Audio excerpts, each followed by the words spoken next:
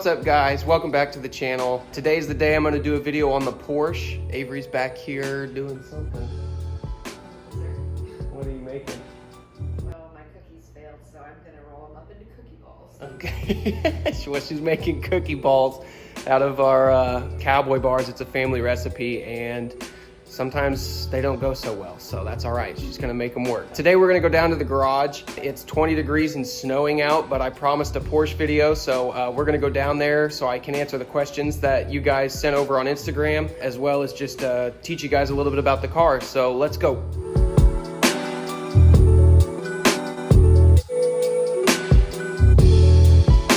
This is my 2005 Porsche 911 Carrera. It's got 168,000 miles on it. That's a lot. Not much is done to the car. It's just more cosmetic than it is mechanically. It just has the Fab Speed muffler bypass, GT3 front bumper, BC Racing adjustable coilovers, and then Avant-Garde M510 wheels. I'm gonna get to answering some questions about it, but first off, I wanna start it because I haven't started this thing in like 3 months because it's just been so cold out here. So we gotta get the fluids moving and I'll let you guys hear it.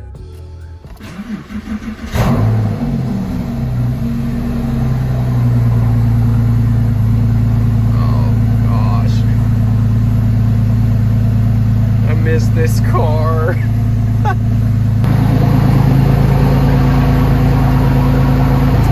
I will explain this when I shut the car off.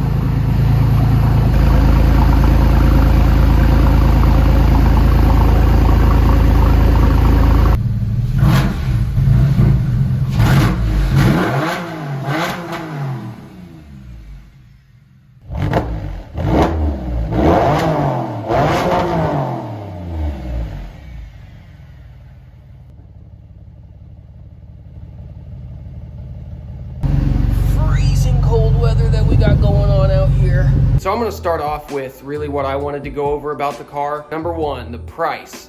You can get 997s. 30 to 35 is pretty average. Sometimes you can find them under 30. Average price for a 997 Carrera or a Carrera S, I'd say stay in the 30 to 40 range. If you're just now learning that, yeah, that's cheaper than you thought, isn't it? Yeah, I was blown away when I first found that out. Number two, I want to kind of go over how I got mine. I got mine for $30,000, and how I found it was I was in the midst of looking for a C63 AMG is what I was really looking for. The reason I ended up not getting that is because I just wasn't finding one that I liked. I talked to my brother Coleman. He just said, you know what, think of some other cars that you've always wanted and you thought you maybe couldn't afford. And then I was like, well man, I've always wanted a 911. That would be super cool to have. So I'm looking and I found this on Craigslist. I will show you the picture right here.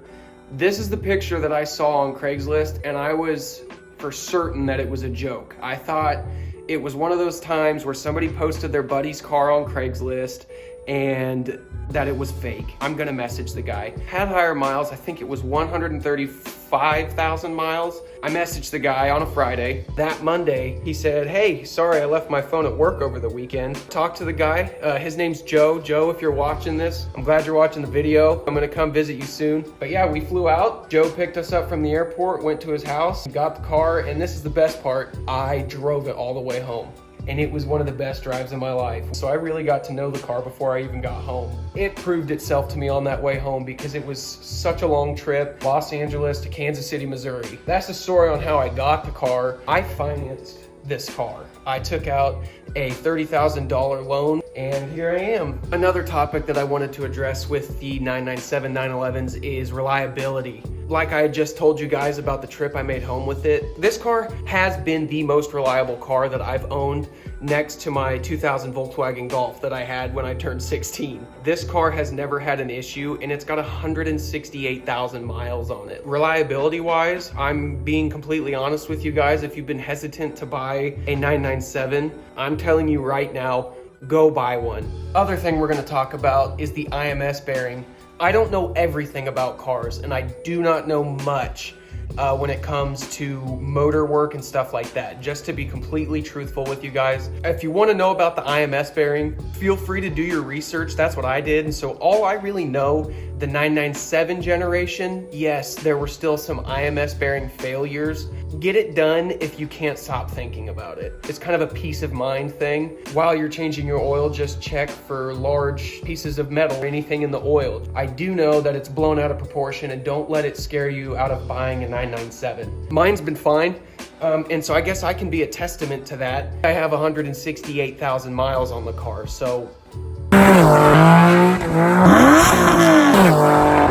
I also didn't mention it's the stock IMS bearing. This IMS bearing has never been touched. It's never been replaced, fixed, nothing. Now I'm gonna answer the Instagram questions that I got. How do you think owning a Porsche has helped you personally? Well, honestly, it has given me so many friends. Like I said, Joe, the guy I bought it from, I'm still friends with him. I have so many Porsche friends out in Los Angeles that I've met through Instagram that I can't wait to get out there sometime with this channel. I've just met so many cool people because of this car. So personally, it's given me so many friends through the internet that I need to go hang out with at some point. You know, I need to go cruise with Joe and Moon again and all those homies out there. It's just, is awesome. That's how owning this Porsche has helped me personally. 05 to 2012 motor issues such as IMS, bore scoring, etc. How do you address it with your mileage? Well, I kind of went over that earlier. I just check my oil. Every time I change my oil, I just check for metal shavings or large chunks of metal, anything like that. And so far, nothing, so we're good. So check your oil. The next one would be love for your Volkswagen and Porsche family. I had a Volkswagen Golf before this.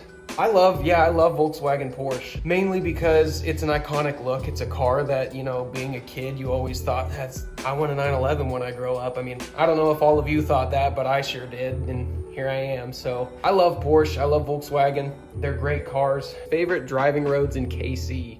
There was one, I will link it in the video description. I can't think of it off the top of my head, but I went there with a BMW owners group.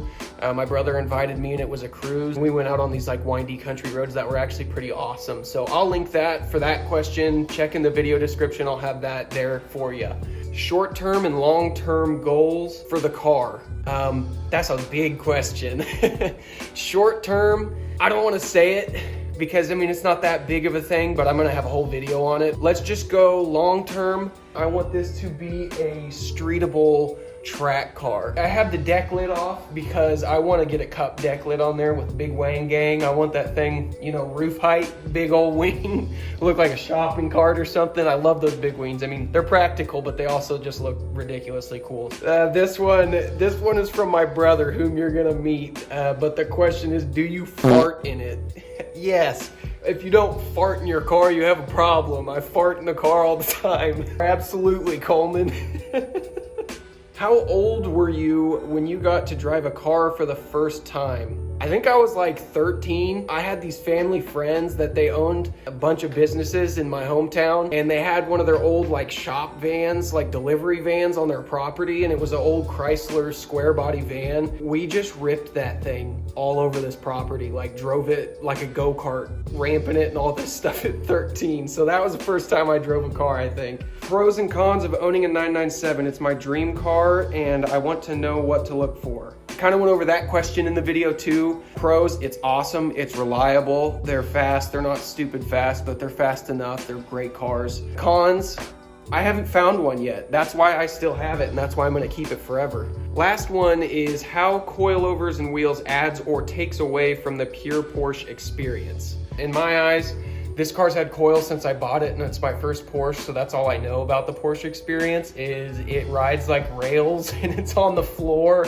and it's stiff as a rock, and it handles really well. And then wheels, yeah, again, wheels, it just depends. I mean, sometimes you can fit wider wheels on the rear of this and the front to get, you know, more traction, stuff like that, better handling. So I don't think wheels and coils take away from the pure Porsche experience. If anything, it may make it better, just depending on what you're gonna do with the car, if you're gonna track it or if you're just going for a lowered look. Because I like both. I like a lowered look, and I also like a proper lowered car for, you know, tracking or better back road driving, stuff like that. So I mean, it just really depends. That's about it for questions. So I'm sorry that I just was sitting here in the garage showing you guys what I can of the car, because it is snowing out there, and honestly, I don't don't know where it's at right now because I've had the garage shut. The next video on the Porsche is actually gonna be kind of an interesting one, so make sure you're subscribed and make sure that you have your notifications on so you know when I post it, because it's gonna be interesting, and we will see you then. Thank you guys